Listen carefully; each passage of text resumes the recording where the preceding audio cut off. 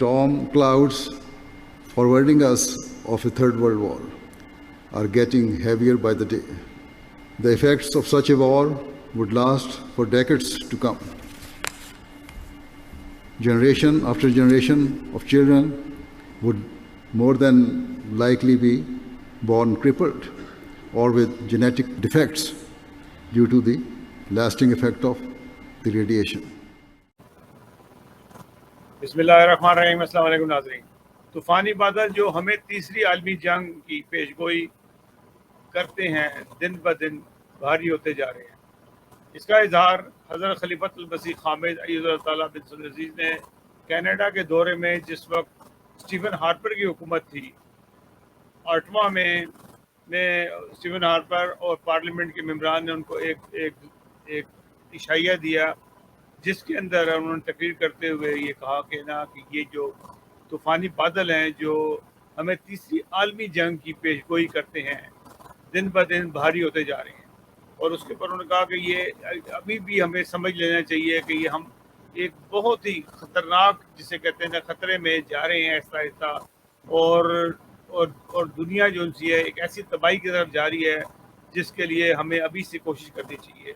नाज़रीन, मैं आपको बहुत छोटा सा किस्सा सुनाता हूँ जो हज़रत खलीफत المسيح الخامس ने बयान किया। Clouds forwarding us of a third world war are getting heavier by the day. The effects of such a war would last for decades to come. Generation after generation of children would more than likely be born crippled or with genetic defects due to the lasting effect of the radiation. जी नाज़रीन, ये वो चीज़ें होती हैं जो अल्लाह ताला का जो बंदा होता है वही बता सकता है। उन्होंने कनाडा के दौरे के दौरान में ये बताया और जिस वक्त कोई वहमो गुमान नहीं था कि इस तरफ सी है दुनिया जा रही है। और इससे पहले भी हम हज़रत खलीफा राबे का भी एक मैसेज दे चुके हैं कि ये जो जंग होगी स्टार्ट होगी ये रूस से स्टार्ट होगी और ये आगे बढ़ेगी। आज जो जंग के हालात हैं नहायत ख़तरनाक और तकलीफ दह सूरत हाल में जा रहे हैं और दिन ब दिन जो है वो दुनिया जो सी है इसकी लपेट में आ रही है। हम यही दुआ कर सकते हैं कि अल्लाह ताला इस दुनिया को इस मोहलिक ख़तरे से बचाए और लोग महफूज रहें, क्योंकि ज़िंदगी जो सी है वो अल्लाह ताला की नेमत होती है जिसको हम सिर्फ अपनी खुदगर्जियों की वजह से ज़ाया कर रहे हैं।